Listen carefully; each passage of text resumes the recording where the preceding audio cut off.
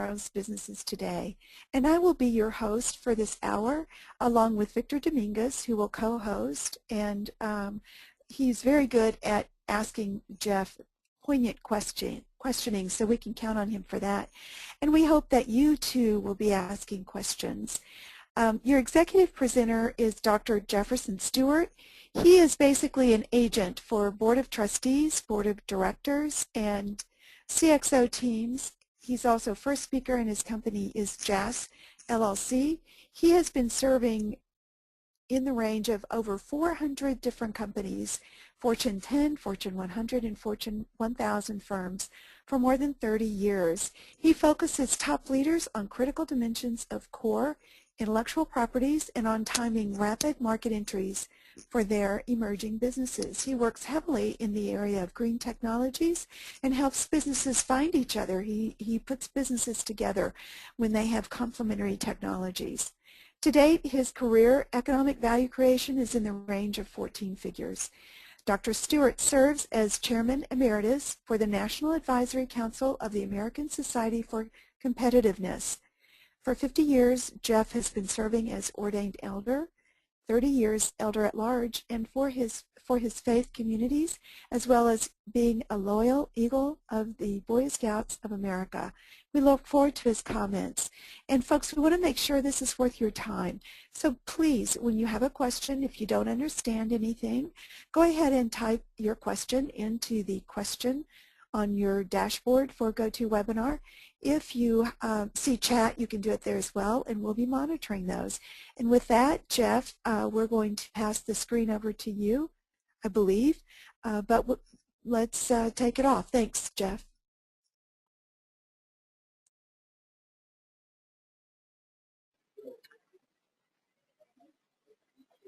Cynthia, this is Victor. I've got the screen. I'll be monitoring the change of the slides. Thank you.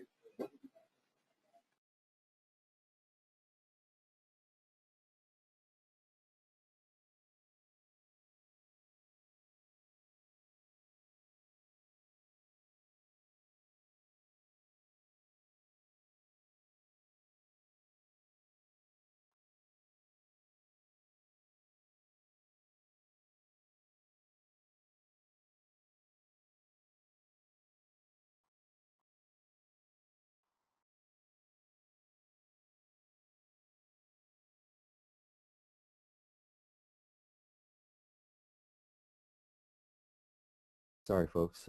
User error here. I had remained muted on my mic. I'm going to start again. I'm going to talk today about cycles of good living. It's a subject that is near and dear to my heart, and I'm sure it is to everyone. The fact is we tend to look at it simply because we want simple answers to complicated questions. And yet, as we experiment and go through life, we encounter complications, and we have to figure out whether we're going to deal with complexity or not. Well, in order to make sure we understand the cycles of good living, we have to deal with both simplicity and complexity, with simple stuff, or as some people say, the simples, and also with complicated things, because it seems like the more we deal with the simples, the more complicated things can get sometimes. So cycles of good living is the topic. It'll come up over the next few months as I deal with cycles of true learning and then cycles of beautiful loving. All of these, believe it or not, are topics that are key and core to growing businesses where people have to balance their personal and their professional lives, the demands of business and the demands of family. And, you know, sometimes the push comes to shove. That is, the pull comes to push back. And we have to know where those times are. So the subtitle on this whole series for the next 3 months is A Short Course to the Long View. As we shrink into more granularity as an economic marketplace, what happens is that the small to mid-sized businesses become ever more crucial to the economic sustainability of not only our marketplace, but of our very So I like to say that the sustainability of our economic platform has to be sensible. Sensible sustainability is then core to long-term go-to-market decisions, and that's where we're going to begin today with cycles of good living. If you'll move the slide, Victor. Life cycles of goods and services are on the one side, and then we have notions of the good life on the other side. Most of us know, because we've been around a while, that what's popular goes up and goes down. What is durable is more or less in fashion. And what sticks around often wins out, even if it's not the best. So we all fasten on this idea of being able to sustain our place given the changes that we encounter as we live in business and as our goods and services in mix have a life of their own out there in marketplaces. This really occupies a lot of our time and of our attention and of our energy, and frequently puts us in toxic positions, and we really have to know how to operate well in those toxic environments in order to come away whole and be able to sustain even a concept of good life when we leave the office or leave the semiconductor fab or leave the factory. So the notions of the good life are the simples on the one hand, and the complicated stuff are the goods and services that we have to either deliver or acquire.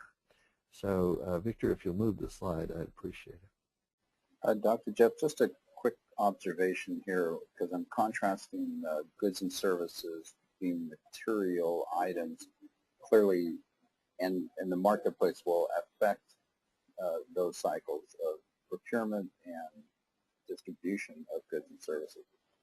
But the notions of good life isn't necessarily centered around material goods in itself. So I'm looking at a dichotomy there. I wonder if you could illustrate. Yeah, I'm saying that dichotomy exists because our jobs, whether we own the business and we have a job in that business to do from day to day, or many jobs, make a claim on us. And our lives, meaning our relationships with ourselves and the world, not only in our job but outside the job, also make demands. And we all want to have a good life, and we want to have our business running well and doing good by those who work with us and for us. And we want our services and goods in mix to do well or be good for others. Sometimes we use the silly phrase, good goods. That person is good goods. That means they not only deliver when they commit, but they are a good person in themselves, and they know how to warn you when things are getting tough and help you protect from the toxicity of the environment, and they know how to exit when the time is right and make sure that you're not trapped in a situation that would cause you loss or pain or disservice to your customers. So I'm saying the dichotomy is a paradox of abstraction. It's just a way of recognizing that we have competing demands. Does that help? And that's excellent. Thank you, Dr. Jeff. We'll move on. Appreciate it. Thank you. You're welcome. Now, here is the world of goods and services. Victor, when he saw this slide coming together off his designs and then off my ideas and his designs and some other things, said, OMG, the mother of all slides. And I said, yeah, well, it could be the mother of all books, Al-Kitab. But, you know, it's not. It is really a depiction of the cycles that we engage from the inside out. Now, I'm just going to point out a few things about this, because this particular slide I want to be kind of a home base for the next 90 days. This is a slide about change, about transformation, and how transformation occurs and all the things that get involved with it.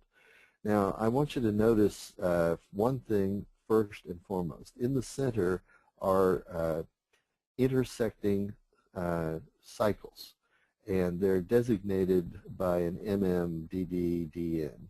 So The go-to-market cycle is MM. The reason it's MM is that in the old world we called it make-market. You know, when our emphasis was on manufacturing alone, not services as the growing segment of the economy, then make-market, getting what we make to market, was important. Today we talk about it as go-to-market with an expanding service economy. The DD, designed to adapt, is where we are today. In the old days, it was called design and development. You know, we had plenty of time, 3 or 4 years to develop a car. Whoops, that was fast. We used to take 7 or 10 years. Whoops, that was slow. Did you know it can still take 20 years to develop an aircraft? Oops, it needs to be faster. Does that mean we just make incremental improvements and we don't get breakthroughs? Nope, it means the breakthroughs are in more demand than ever. So that leads us to the innovation loop, the D/N, and that's one of the things that is in transition. D/N is a designation of where we're really headed in this case, not been, because innovation is the lead in our business thinking and our business activities today. We are talking here about implementing change, about the discovery of what doesn't work or could work better, and of the things that we need to do to improve upon that, the novation, the N, the things that will replace what we want to change. So with that said, I want to point out 2 more elements, and you'll notice them. They're very small. Look up at the top of the slide and you'll see the big strategy bubble with all the stuff in it. Business organization, it's really the heartbeat of core process, encountering a culture both internally and externally. If you look to the side between core process and strategy, you'll see 3 triangles sort of intersecting with a central triangle. We'll look at that more in a few minutes and you'll be able to see more about it. And if you look up between strategy and culture, you'll see the same terms displayed in this case as a linear set. The reason for this is that on the one hand we have intersecting cycles of mission and execution and business, and on the other hand they have a linear relationship to each other every time they intersect. So I've put them up here kind of emblematically in this diagram to let you know that we're going to be encountering those also over and over as we deal with life cycles, as we deal with learning cycles, and as we deal with shorthand loving cycles. We do need to love the work we do, or believe me, the toxicity that we're going to encounter will kill us. And best defense is loving the work. Let's move on now, Victor. So here we begin. We have to keep our promises. You know, as we move into the world of business, we understand that we're actually only as good as our word. Now, we try to extend the objectivity on what we say and to extend the memorability of what we say by doing things like writing covenants and agreements and contracts and letters and keeping track of our communications and planning what we say and how we say it and trying to be consistent and coherent and even sometimes as complete as possible. Although it seems like completing anything these days is getting harder and harder because the change cycles are pursuing us more and more closely. But again, here are the differences. Notice that mission, execution, and business really come together in what I sometimes refer to as the golden triangle.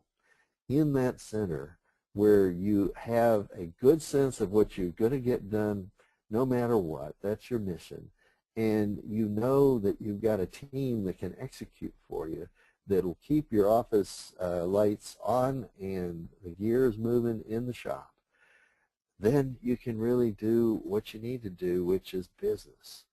That is, not only be active out there, but be active to some end, to some good result, we hope, and that's where we start talking about the good life. So how do we get that done? Is it all just sort of hurly-burly cycles, topsy-turvy this way and that? Is it just the heat of convection and melting the mineral and salt of our life into a golden triangle? No.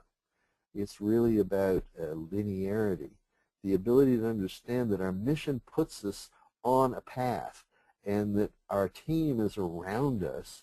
Notice we have a double triangle, and I'm favored with the blue and green colors, as you know. So that execution model, that team, that program management office helps us with all the many projects we take on in our business lives.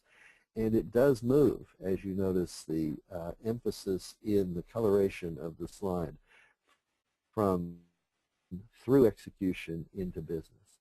Business without a mission is like saying, I made some money, but I don't know how.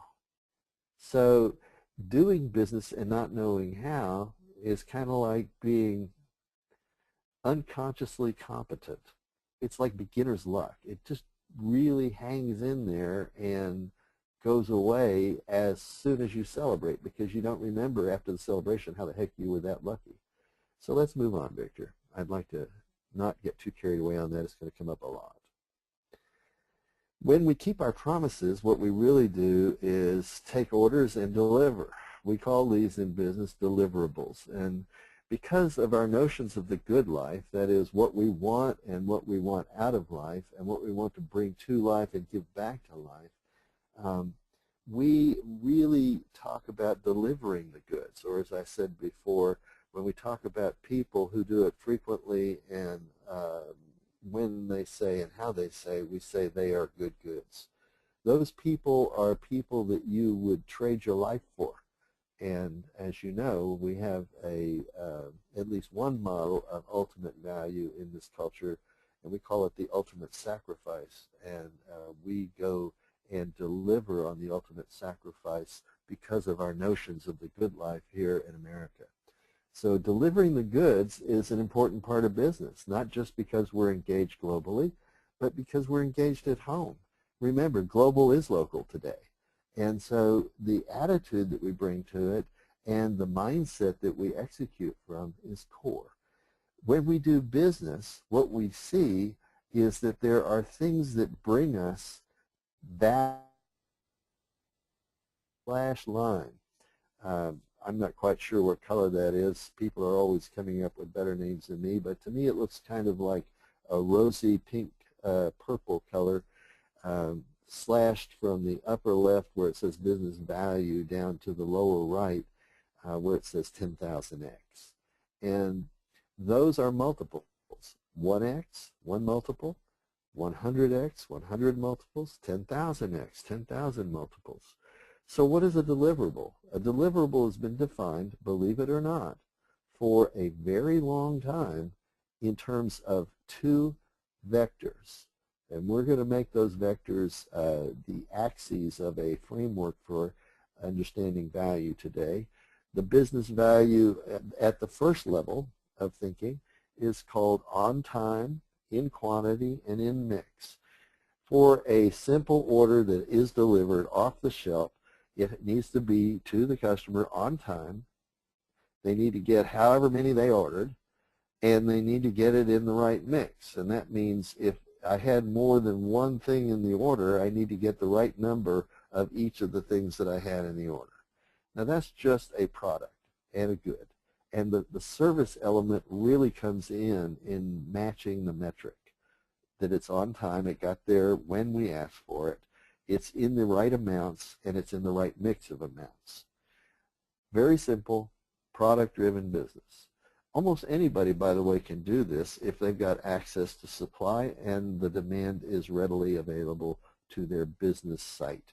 So obviously we can see that developing a market or bringing demand to the business site is key to product-driven businesses. Now what happens when we get to service-oriented businesses?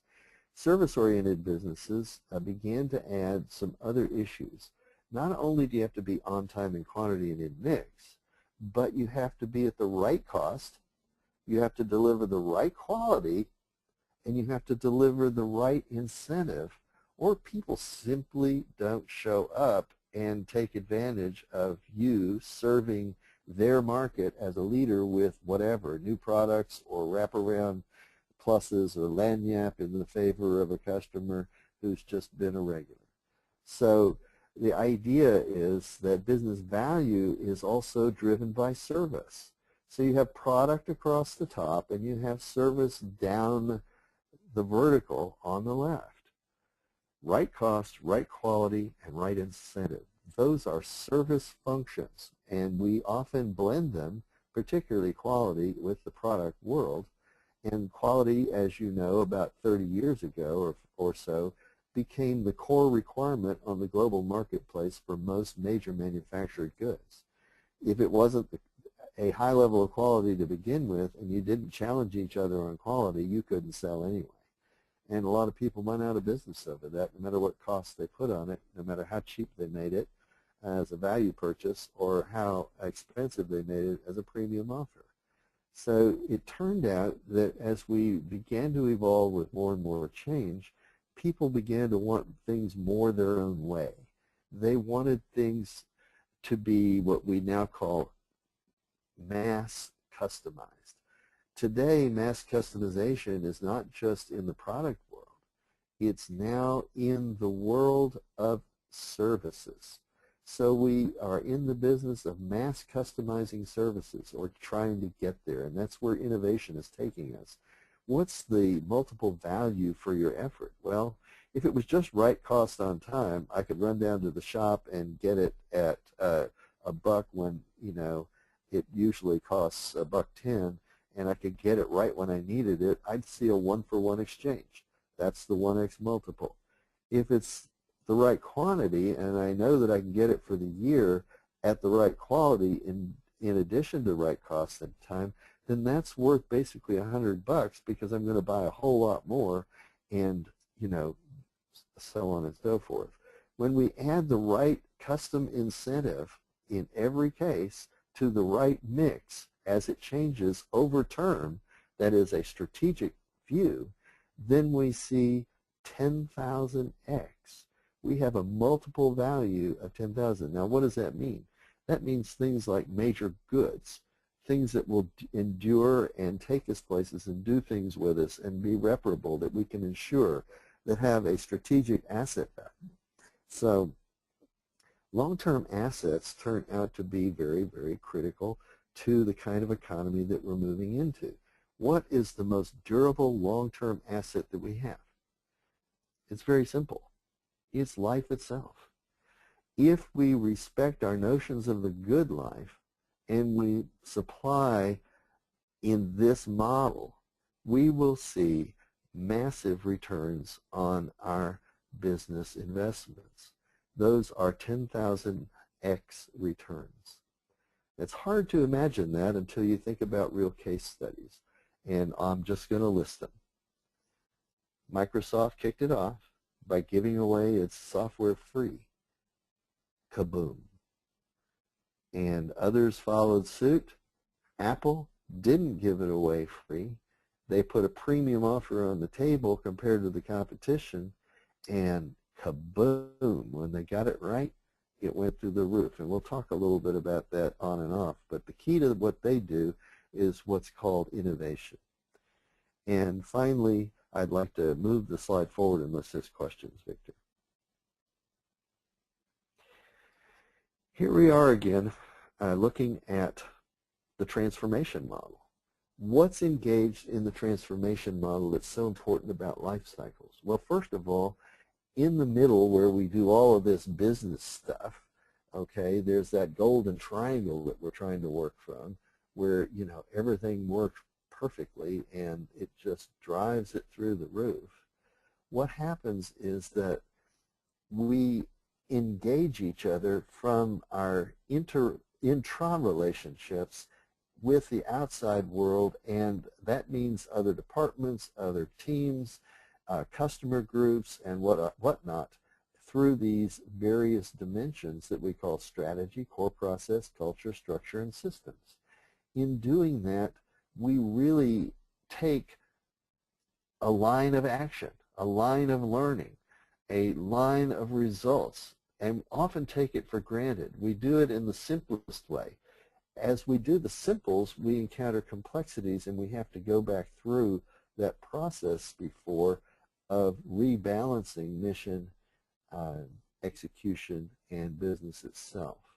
And in doing that, we understand that we're alive in our business or we're not. If we don't get these things right, we're basically, dead at the starting block. We might have prepared well. We might have gone through all the launch rituals. We might have gotten everybody paying attention. Hey, it's ready, set, the firing gun is off, and you look back and where is Joe? He had a heart attack before he ever left the blocks. That dadgun pistol had a blank that was too darn loud. Scared him to death. How many people do you know who start businesses and get everything done right, get into it for a year or so, and they realize that they're scared to death? Okay. It's important to understand that our environment demands results of us, because the trust that we put into ourselves is drawn from our ability to trust ourselves in an environment, in a place that circles us.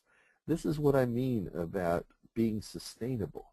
We have to be sensible and not fearful. We have to be willing to act from our character and make things sensible. Sensible is an action word. Think about it.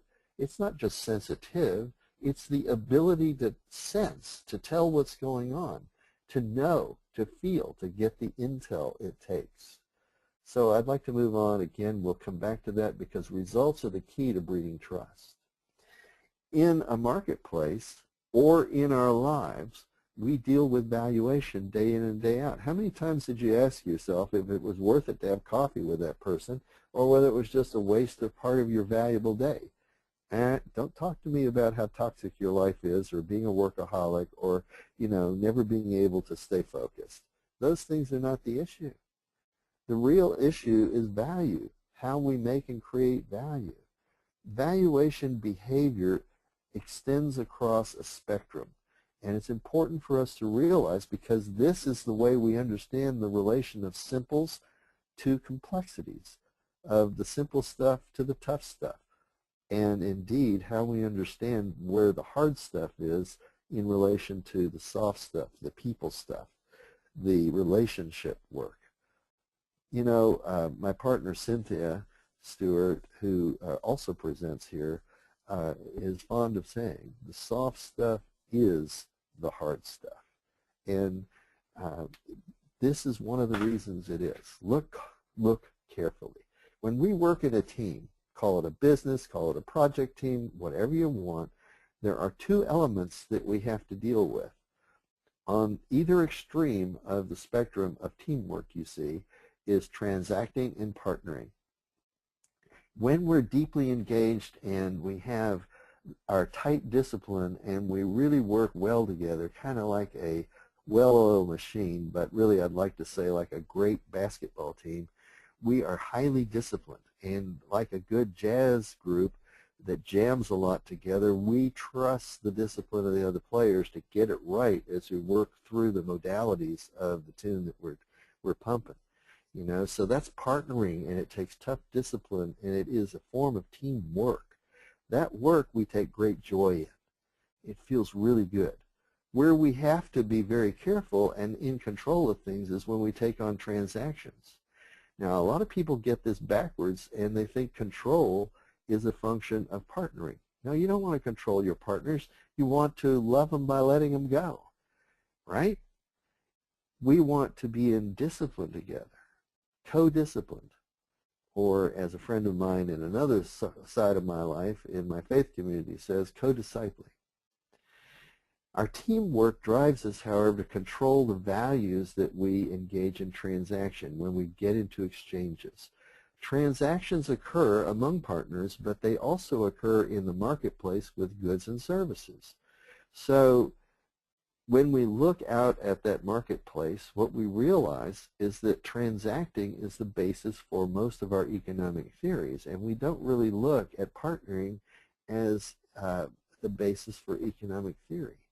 Now, it turns out that economic practice is almost entirely about partnering and not about transacting. That's where the theory goes awry, and only those who understand that economic practice is largely about partnering are the ones that do well and sustain and actually don't get afraid when things get rough and tough. Well, let's look at what makes that work. There's a switching cost issue, which is the language, it's a term of art in practical marketing and in practical business development. Switching cost really means how much does it cost you to change your mind, to change your actions, to change what you're doing, to change your course, change your direction. Switching cost is in the moment what you are going to pay to transform your environment. But switching cost is not the whole story. We'll get around to that. There is a huge impact cost too. And in the world of today's global economy, impact investors are starting to take that very seriously because their early plans for corporate social responsibility are not quite paying out like they had hoped, either on the metrics for socially developed economic value or on the metrics, even though they're minimized, for corporate return. So there are things to look at in how switching costs relate to impact value, and they're all involved in what's below there called max risk, and we'll talk briefly about that today and come back many, many times to that. So basically, switching cost is high on the partnering side of things, and it's low on the transacting side of things. If I buy 100 of whatever, 100 widgets, and I get a discounted price versus buying 10, then my transaction is a favorable transaction. Okay? I bought it for less. Did I save any real money? Well, that's a bigger question, isn't it? So that's the impact cost, and we'll get to that always as we look at the general nature of business and managerial economics versus leadership economics in the world at large. Partnering, on the other hand, has a high switching cost.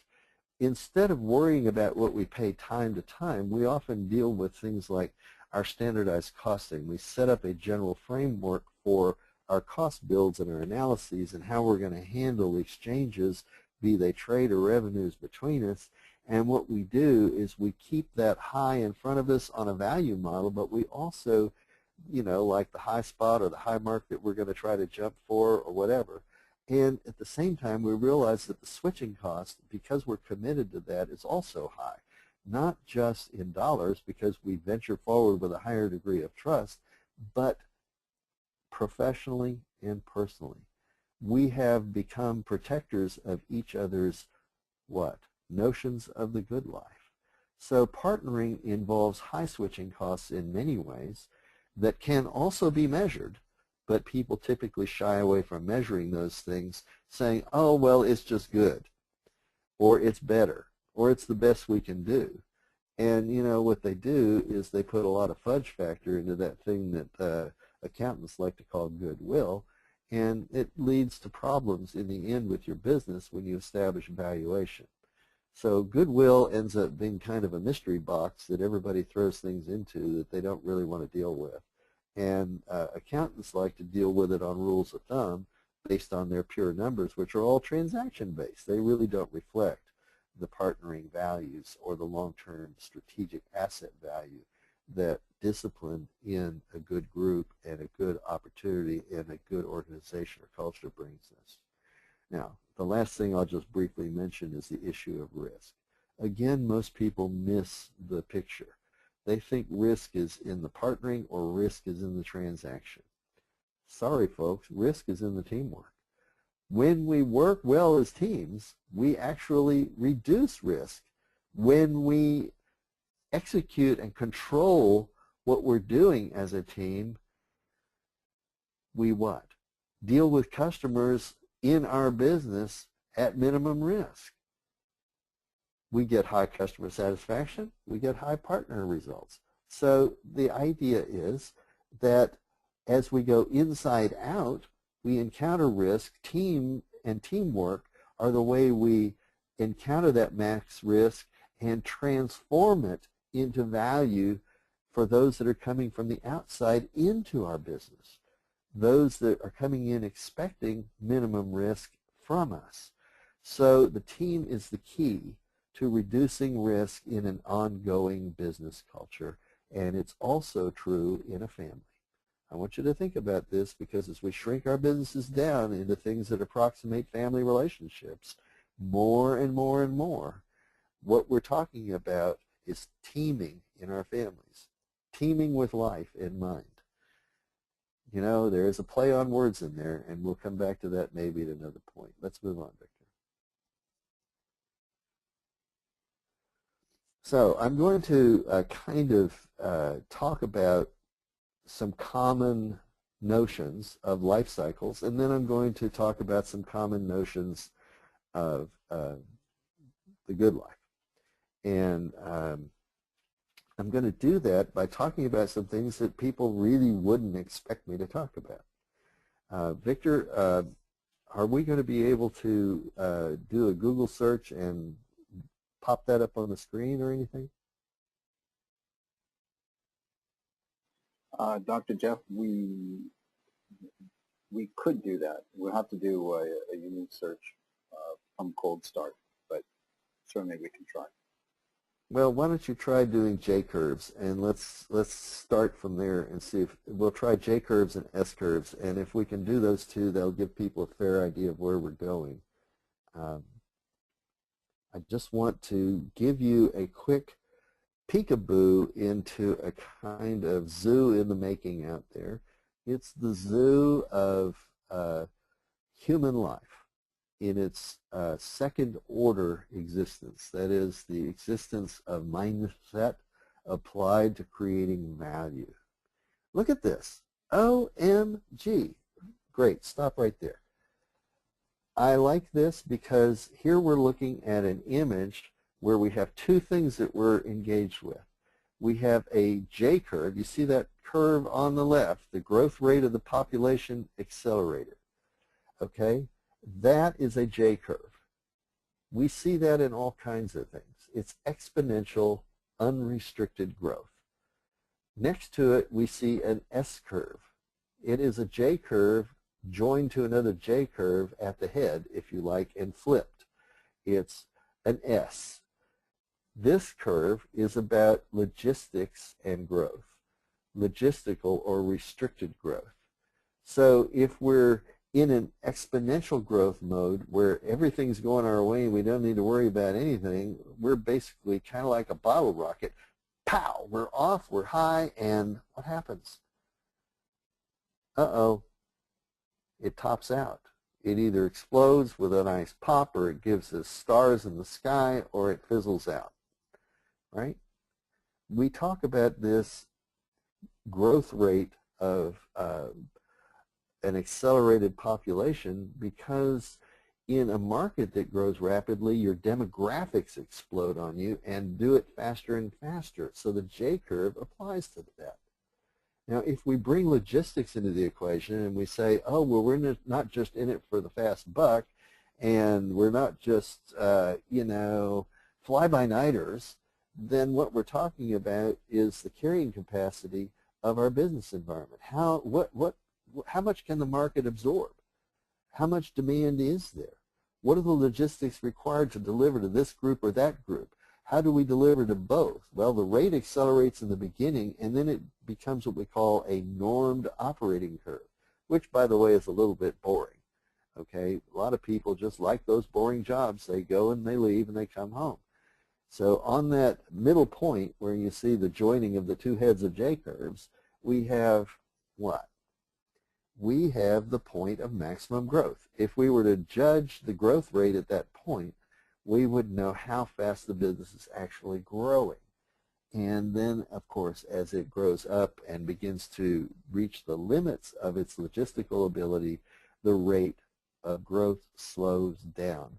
Now, so we've got the J-curve and the S-curve. Now, I want to point out something, that these two curves look right to your right there where you have biological diversity number 9 there, right up in front of you. okay, you see examples in a biodiverse study of J-curves and S-curves at work. So what I'm talking about in economic terms, whether they're managerial or whether they're macroeconomic, also applies in the natural world where we have a diverse life base.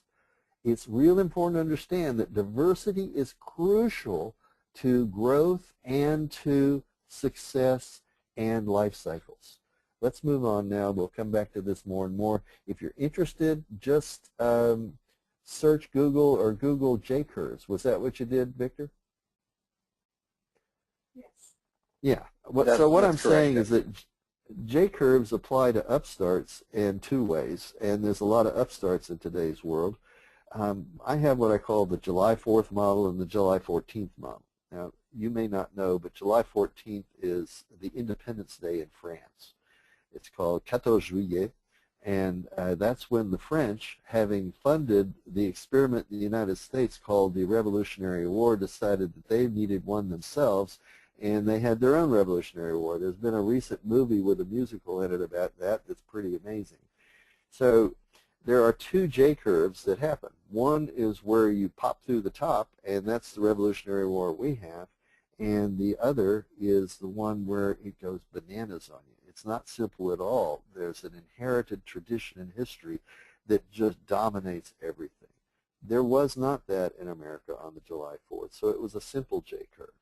And finally, we got to the point in the Second Constitutional Congress of joining two J-curves at the head and bringing two different points of view on how to grow life into an S-curve. We were wise. So if you look down at the bottom where I have S-curves, you can go find a book called Survival of the Wise by Jonas Salk, the inventor of the Salk vaccine that has pretty much put polio out of existence. Poliomyelitis is pretty much controlled out of existence. It's barely transactional at this point, but we have to keep working at it generation to generation to keep that the case. So survival of the wise is about what happens when one J-curve joins another. When you top out on one way of growing and you have to find a way in the wisdom of your leadership to take that plateau and launch a new growth curve. I won't spend any time on P-curves today. There's a lot of different kinds. Basically, I look at them all as dealing with productivity, and the primary elements in that from an execution point of view are positioning. How excellent are you in your positioning? Are you excelling in staying positioned for the win in the race? What's your capability at the heart of it? What are you really focused in and not distracted into other things? Are you hiring people that don't fit, or are you hiring people that fit? Are you buying machines that do the job, or are you just out there playing with toys? Or capacity. Are you scaling? Are you able to meet the scaling demands in your business? So productivity is the key, and there are lots of kinds of P-curves. Most of them deal with the problem called multimodality. That is, when you have multiple distributions of events happening at once. Let's say you have 3 different product lines. Each one has a distribution in the marketplace and impacts your overall value as a business. That would be a case of multimodality. How coherent is your plan? How coherent are the actions in your plan? Does the modality of your business as a whole benefit from the multiple modalities of your product lines? These are tough curves to pay attention to, but they are there, and they're often used for other things as well in high tech. So I'll just move on from there and wrap toward my beginning, which is really a tee-up for true learning. There are 3 notions of the good life. We're all familiar with bell curves. But what we don't understand is that the standard distribution of events really relates to only one thing: how we recycle our lives. The standard distribution is there because it's just the way the odds fall. When you take hold of that, you get linear. When you move into control and transaction, you try to improve that by reusing what you've already done. You not only recycle, you go through the cycles over and over again and you make sure it's working well, but you improve that and you reuse what you've done in a way that lets you continue to provide advantage. So the improved distribution is a tighter and more focused distribution. And then finally you have a fully engaged distribution. And that's one where you've replaced something that was doing all right or even better, but you need to do the best in the market with something that will be the best in the market. And that engaged distribution is very pointed. It's like a nail that's sitting on its head pointing straight up. It is a bell curve, but it looks like a nail as opposed to a bell. So the bell curves tell us about notions of the good life in how we recycle, reuse, and replace stuff. Now, the one I won't deal with a lot today will be coming back to the second order, that is not the simples, but the complexes on the R curves. But I'm going to talk a minute about Hawthorning. The Hawthorne effect is something everybody gets if they read a little bit of basic statistics and understand organizational culture. There are two basic curves. One just trends to the left, that is, it goes down, if you like, in one trends to the right, that is, it goes up, if you like. So the one that goes down drives down price and drives down cost and delivers as much as you can to as many as you can. That's called satisficing in the world of decision sciences. And it's all about control. It's all transaction driven.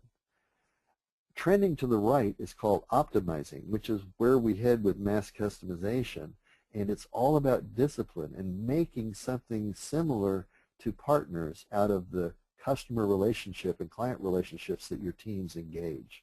So optimizing trends to the right. These are Hawthorne effects in the marketplace because they're kind of like 100th monkey syndrome. When 100 monkeys suddenly does what one was doing, then suddenly 1,000,000 monkeys are figuring out how to do it. Well, there's kind of a critical mass, we say, that takes over.